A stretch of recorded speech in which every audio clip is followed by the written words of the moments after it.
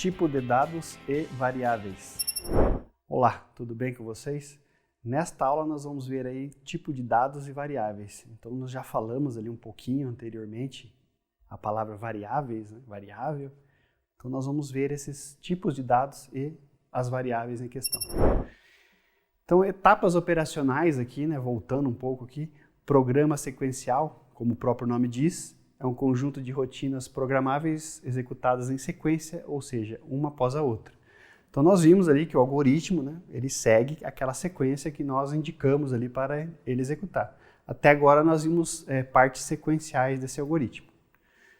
Então aqui nós podemos organizar essa rotina de 3 macroetapas. Então entrada de dados, leitura, que é o leia, nós já vimos ali, leia, aguarda a entrada pelo teclado de usuário, no caso, ou até mesmo de alguns outros programas, né? Você pode ter entrada pelo usuário ou um programa que conversa com outro programa, um algoritmo com outro algoritmo e envia um dado.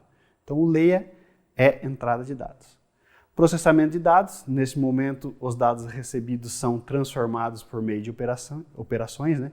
Então pode ser várias operações, nós vimos a soma, né? Mas pode ser divisão, subtração, uma equação mais complexa e assim por diante. Saída de dados, que é a escrita, que é a nossa escreva. O escreva ele vai mostrar em tela o resultado de uma variável ou até outras variáveis, né? Várias variáveis, depende da forma de programar ali.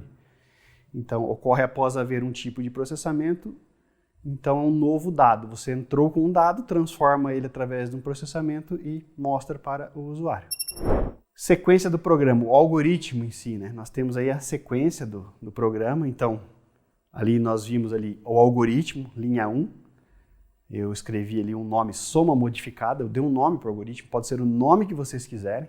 Então, como ele faz uma soma, a gente costuma dar o nome ali com que o algoritmo faz, né? Então, soma modificada. Então, essa linha 1 é o nome do algoritmo. Início do programa, o algoritmo, né? Nós vamos falar programa e algoritmo, entenda como a mesma coisa. Então, início e fim do programa, linhas 6 a 14. Então, na linha 6 nós temos o início e na 14 o fim do algoritmo. Depois, declarações de variáveis, na linha 3 e 4. Na linha 3 ali a palavra reservada var, que nós temos ali, que é o início da declaração de variáveis, que realmente é feita na linha 4. Então, da linha 3 a 4 são as declarações de variáveis, né? Ali N1, N2 e resultado, do tipo real. Depois nós temos a entrada, ou entradas ali no caso, a linha 8, a linha 10, essas são as entradas do algoritmo, né, como nós vimos. Processamento ou processamentos, lembre que ali nós mostramos um processamento, mas podem haver vários processamentos no algoritmo, um sequencial ao outro. Então na linha 11 é o processamento e a saída, né, saídas, na linha 7, 9 e 11, que são ali o nosso escreva. Vocês vão pensar, né? A linha 7 é uma saída? Sim, porque ela mostra algo na tela. Mesmo ela não tendo um processamento de um resultado, ela sai, ela mostra algo na tela. Ali, no caso, a linha 12 é a que tem, além de mostrar um texto, ele mostra o resultado de um processamento. No próximo slide, nós temos os tipos de dados, né? Então, veja, no mundo real, manipulamos diferentes tipos de dados para representar as mais variadas informações. O que eu quis dizer com isso? Por exemplo, você está lá andando na rua, você olha um carro, ele tem o quê? 4 portas ou 2 portas. Você já pegou ali números o quê? Inteiros. Né? De 1 a 4, ali, de 1 até o infinito, de menos infinito até o mais infinito. Então você está usando números inteiros. Você sabe que um carro tem 4 portas, 2 portas. Uma roda ali do carro tem 4, 5 parafusos. Então, nós estamos ali diariamente utilizando tipos de dados. Né? Então, no caso, eu dei um exemplo de inteiros. Né?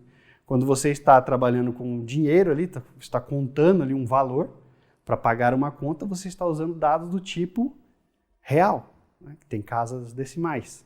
Então, na computação, os dados devem ser definidos de acordo com tipos pré-definidos pela linguagem.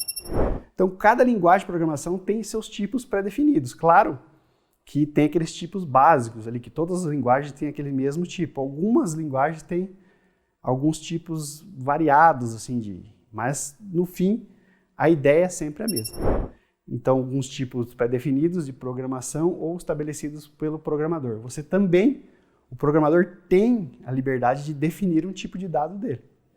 Nós vamos ver isso no decorrer do curso, que vocês já vão ter a capacidade de definir um tipo de dados de vocês. Tipos primitivos. Os tipos básicos eles estão organizados em 3 grupos.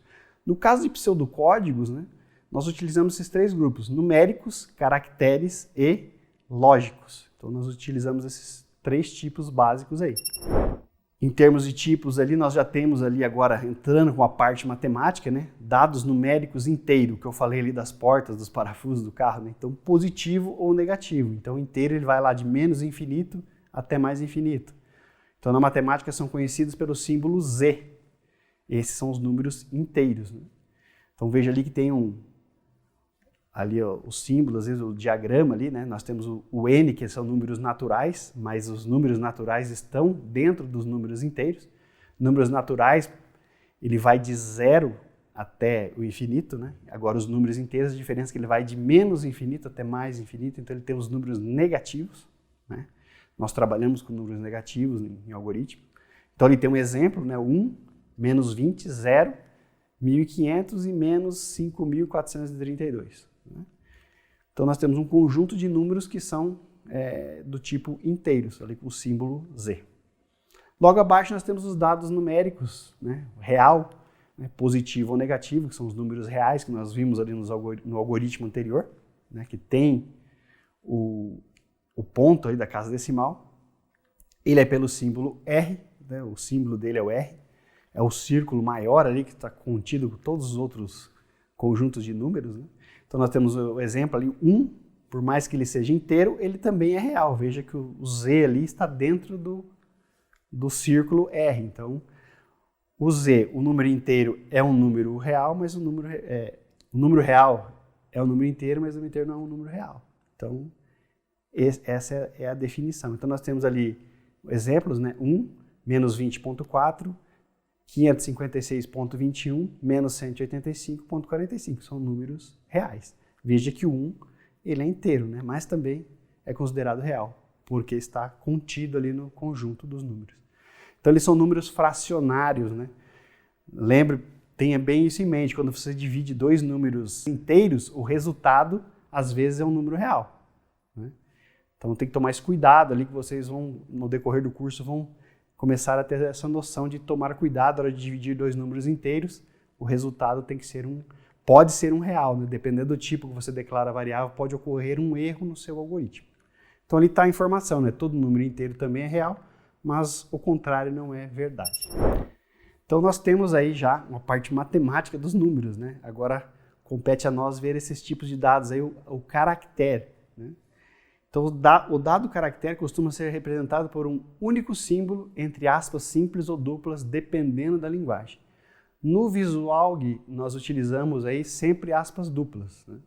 Mas tem linguagem de programação que aspas duplas e simples têm uma certa diferença.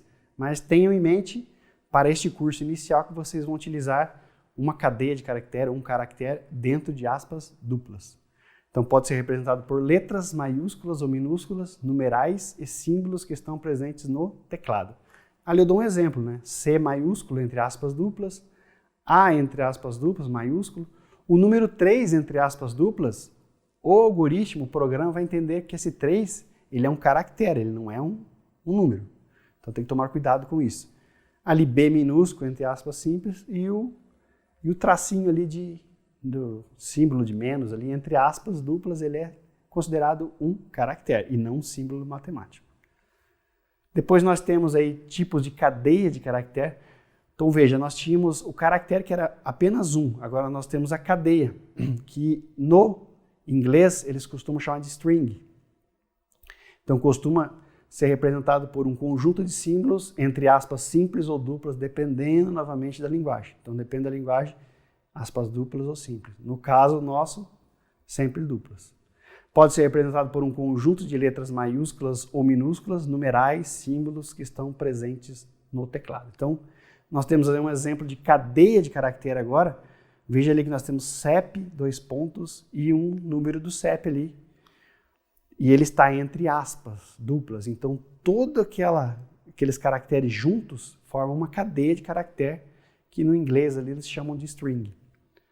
Depois ali temos Avenida, São Luís, vírgula 340. Também é considerado uma cadeia de caractere. Então, na memória do computador, aquele valor vai inteiro ali para a memória como se fosse uma cadeia. Então, 8.694, entre aspas duplas, também não é um número real. Para o computador, isso é uma string, é uma cadeia de caractere. Não é representado como... O computador não entende como um número se estiver desse jeito.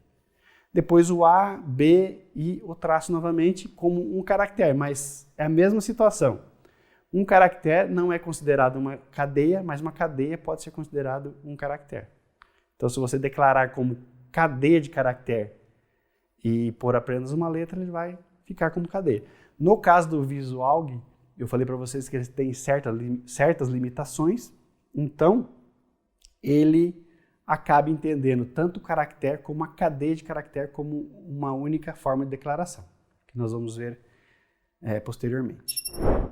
E agora, tomando nota aí, né, em algumas linguagens de programação, caracteres ou cadeia de caractere possuem diferenças, né, foi aquilo que eu falei. No VisualG, essa diferença não existe, apenas a quantidade de caracteres que define isso. Então, se você declara ali X é caractere na declaração, ele é um caractere. Se você declarar bola ali, no X, a atribuição da palavra bola para o X vai ser as 4 letras, uma cadeia. E B para X também vai ser, para nós parece um caractere, mas para o VisualG ele vai entender como também uma cadeia. Então ele não tem, o VisualG pela limitação, ele não tem essa diferenciação de caractere e cadeia. Depois o tipo de dados lógicos, né? Nós vimos lá a álgebra de Boole, né? Que é o computador entende mesmo, que é o 0 e o 1. Então o dado lógico também conhecido como booleano. É o tipo de dado mais simples, pois representa um valor binário, como 0 ou 1, sim ou não, verdadeiro ou falso, V ou F. Na verdade, também como bit lá, ligado 0, ligado 1, desligado 0. Então tem essa representação no caso do bit. Então no VisualG os valores aceitos são verdadeiro ou falso. O VisualG também pela sua limitação só aceita a palavra verdadeiro ou falso. Se você tentar por V ou F, sim ou não, ele pode dar no erro. Algumas outras linguagens aceitam. Você pode tanto por verdadeiro como o número 1 ou falso como o número 0, que ele aceita como se fosse booleano também. Mas no VisualG, tenha em mente que é só verdadeiro ou falso que ele aceita para a variável que você declara do tipo lógico. Então agora nós temos a variável em questão, né? Variável é uma entidade computacional que representa um espaço reservado na memória do computador para armazenamento de dados durante a execução de um programa. Então veja, aquilo que nós já vimos na execução lá do VisualG, você declara as variáveis, a partir do momento que você declara e o programa executa ali, ele já reserva aqueles espaços na memória do computador. Então tem os espacinhos reservados lá para aqueles valores que serão digitados e processados. Esses dados podem sofrer modificações ao longo da execução do programa, por isso tem esse nome, né? Variável, porque pode variar. Veja que você deu um valor para uma variável, ela entra com aquele valor, mas dependendo do algoritmo que você escreve, ela pode ali dentro sofrer alguma alteração através de um cálculo, uma multiplicação, uma soma ou outro tipo de cálculo que muda o valor dela, por isso que ela chama variável mesmo. Para definir as variáveis é necessário atribuir um nome a elas, conhecido como identificador. Então nós temos que dar um nome para essa variável. Nós vimos ali N1, N2 de resultado, agora nós vamos aprender como dar esses nomes de forma mais correta a essas variáveis. Então nós temos uma regra de nomenclatura. Então é bem isso que é colocado pela literatura. Inicie o nome apenas por caractere alfabético ou o tracinho ali embaixo que é o underscore. Nenhum outro caractere é aceito no início de um identificador, nome da variável. Então, cuidado ali colocar alguns tipos de caractere. Então, não utilize caracteres especiais na nomenclatura de uma variável. Então, veja, nós temos aqueles valores ali, o E, o C ali, o cedilha, né? O A, til e outros símbolos que se você colocar no começo de uma variável, algumas linguagens de programação e o próprio VisualG vão ocasionar um erro de execução. Então, exceto o caractere underscore, né, que você pode utilizar no começo também, que não tem problema. O Visualg, ele aceita ali algumas palavras com acento porque ele é português estruturado. Mas quando vocês entrarem na parte de programação com uma linguagem, vocês tentarem colocar ali uma variável com acento, ou um caractere especial, bem provavelmente vai dar erro. Com acento, certeza que dará erro. Alguns caracteres especiais também pode dar erro. Então, muito cuidado com a nomenclatura de variáveis. Então, as regras aqui ainda, né? Se a variável for identificada por um nome composto, não pode haver espaço em branco. Então, você colocar no espaço em branco do nome da variável, dá erro também. Então, um modo comum de identificar variáveis com nomes compostos é utilizar o caractere underscore. Então, um exemplo ali, data, underscore, de, underscore, nascimento. Então, você tem que ser essa junção. Se você separar, é erro. Então, nessas regras de nomenclatura, não escolha nomes que já sejam utilizados pela linguagem de programação para representar comandos ou instruções pré-definidas. Estes nomes são chamados de palavras reservadas. Então, ali no algoritmo, nós temos algumas palavras reservadas, uma lá de var, né, da declaração. Se você pegar ali na declaração, colocar ali depois do var e chamar uma variável de var, essa palavra ela é reservada do programa. Isso vai ocasionar um erro na execução do programa. Então, muito cuidado com essas palavras reservadas. Muitas vezes nós até, né, por não conhecer ali a ferramenta, colocamos essas palavras. Mas vai ser atribuído um erro de execução e vai mostrar, essa palavra ela é reservada do programa ou da linguagem. Então, crie identificadores que representam o conteúdo da variável. Não utilize o mesmo nome para mais de uma variável. Então, quando você for dar um nome para uma variável, se é uma nota do primeiro bimestre, então coloque nota, underscore, do, underscore, primeiro, underscore, bimestre. Então, dê o nome significativo para aquela variável, para até uma outra pessoa que for olhar o seu algoritmo entenda que aquela variável é uma nota do primeiro bimestre. Então, não utilize o mesmo nome para mais de uma variável. Isso, se você declarou uma variável ali N1, ou N2, ou nota 1, nota 2, se você declarar novamente nota 2, vai dar um erro, porque essa declaração já foi feita. Então, não pode haver mais de uma declaração com o mesmo nome. Aqui nós temos uma regra que ela é utilizada pela comunidade de programadores, né, como padrão, não que seja obrigado a utilizar, mas nós chamamos ela de camel case. Então, camel de camelo mesmo, ali, que usa aquelas corcovas ali. Então, nós escrevemos ali camel case ou camel case. Veja que tem no primeiro ali o camel está como minúsculo e no segundo como o C ali maiúsculo. Então, o camel case, a nomenclatura dele é bem simples. Você, na primeira forma ali, como tem uma corcova, vamos dizer, utilizando data de nascimento, então você coloca ali data, a primeira minúscula mesmo. Então, quando você vai mudando as palavras na variável, você vai aumentando, vai deixando como maiúsculo. Eles estão usando isso muito nas hashtags de redes sociais, né? Então, essa é uma forma mesmo de declarar que já é bem antiga. E para nome de programas ou outras situações de programação, tem ali o camel case com duas corcovas. Então, o nome do programa é interessante você começar com a letra maiúscula e quando muda, se for composto, você coloca o maiúsculo a cada palavra. Então, tenha em mente o camel case, que é um padrão utilizado pela comunidade aí de programadores. Constantes, né? Como o nome diz, é algo que é constante e não muda.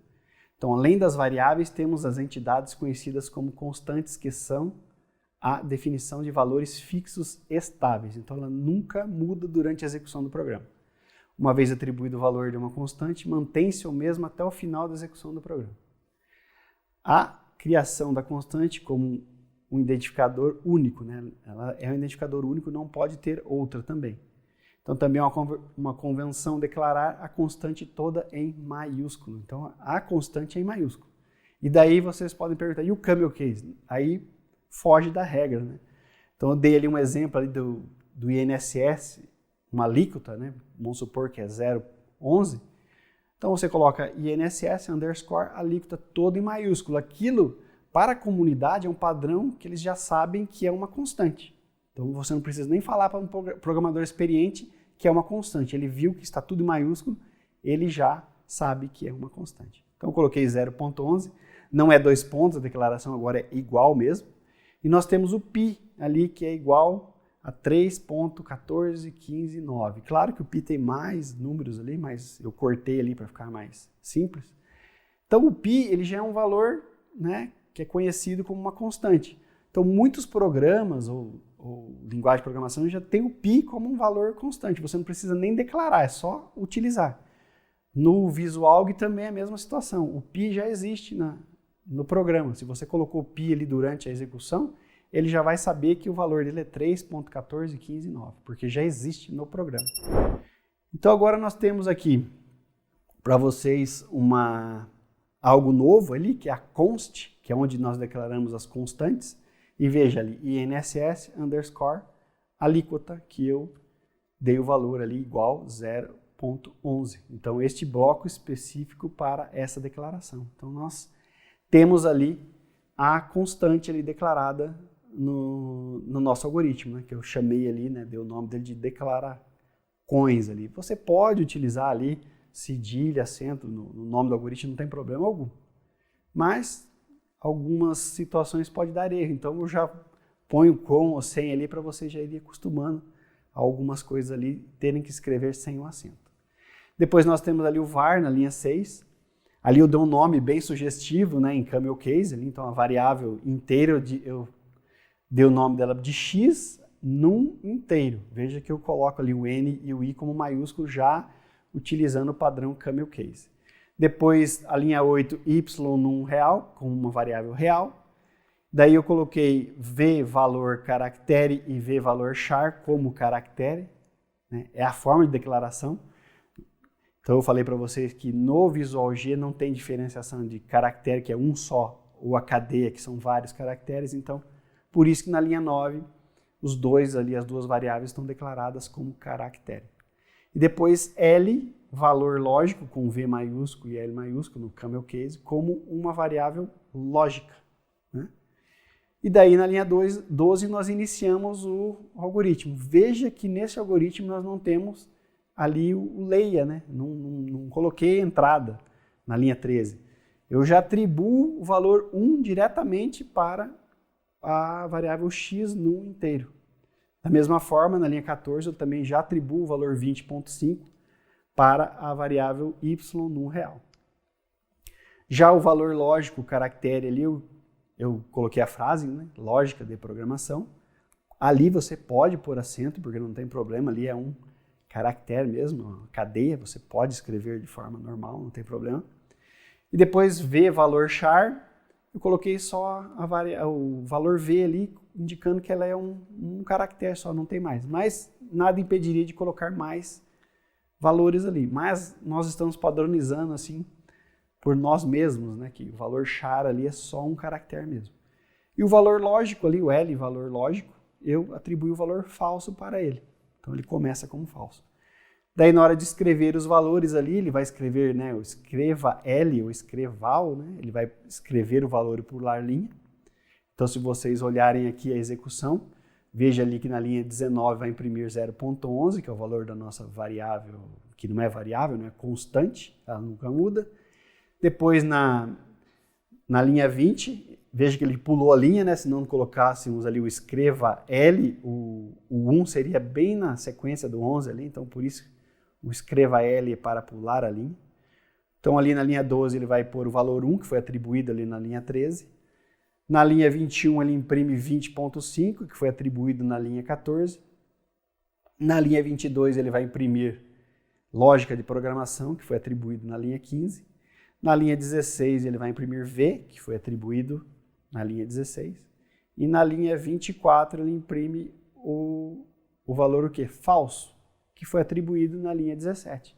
Veja que ele imprimiu tudo em maiúsculo, né? É um padrão do Visualg mesmo. Mesmo você colocando falso em minúsculo ou só com F maiúsculo e a palavra, ele vai imprimir sempre como todos ali em caixa alta.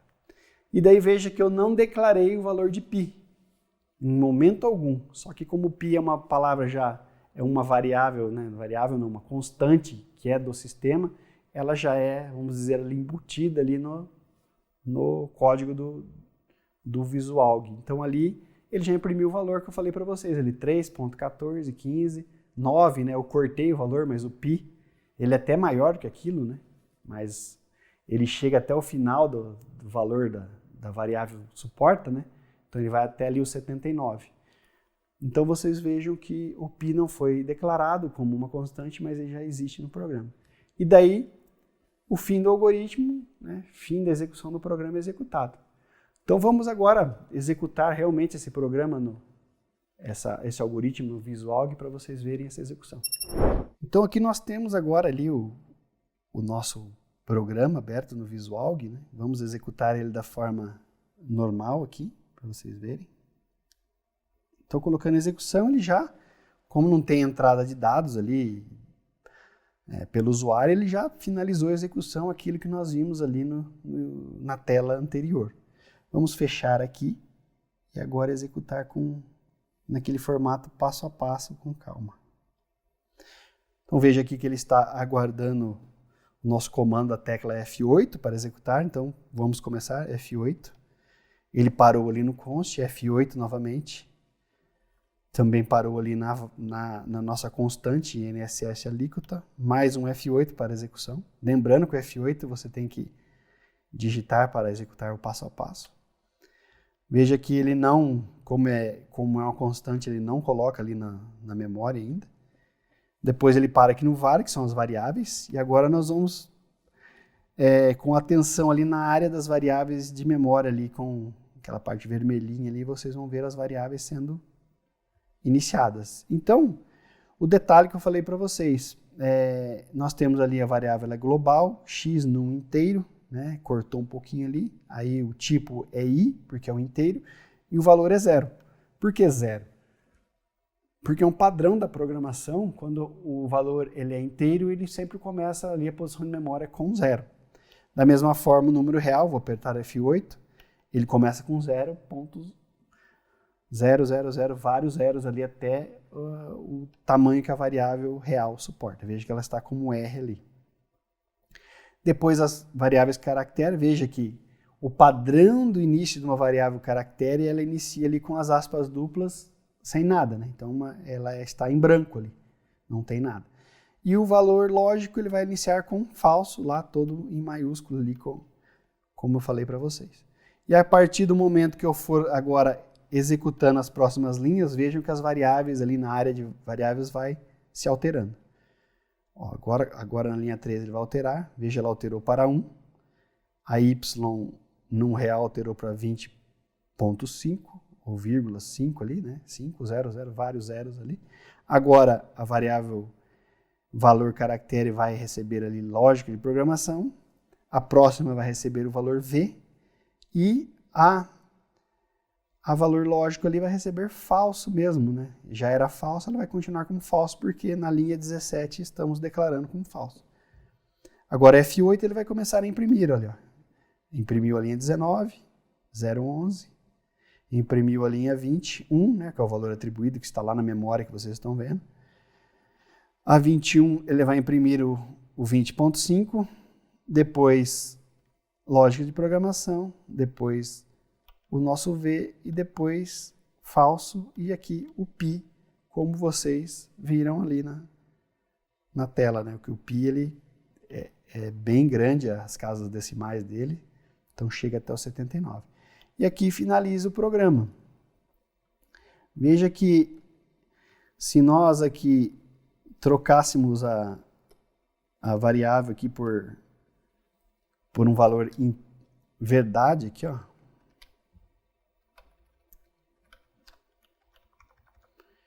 verdadeiro. Veja que quando eu coloco o O, ela muda até a cor, né? Coloquei todo em maiúsculo, não tem problema algum. Vamos executar. Então eu executei. Aqui, veja, ele imprimiu agora verdadeiro, né? Se nós executarmos ali no passo a passo, vou mais rápido aqui, ó, no F8. Veja aqui que ela vai entrar como falso. E aqui nesse momento a diferença é que vai ser verdadeiro ali, né? Veja que agora é verdadeiro lá e ele imprime os valores. Se vocês colocarem um valor aqui,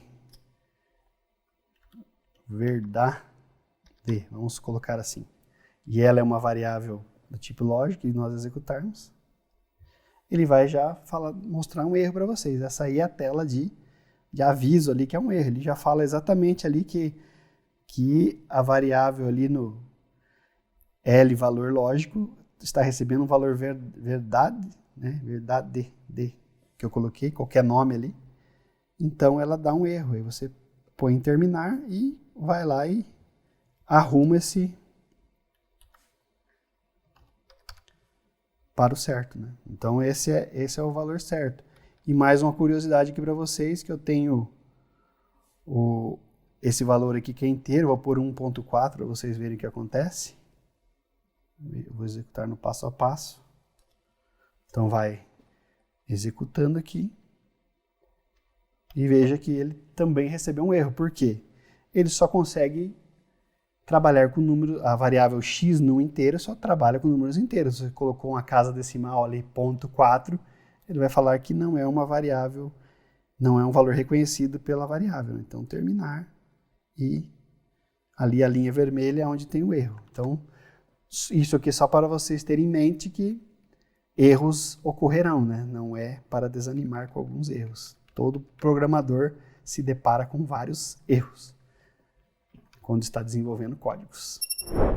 Então, para concluir agora, então nós temos a noção de sequência de execução de um algoritmo. Então, você já tem a execução da sequência, né?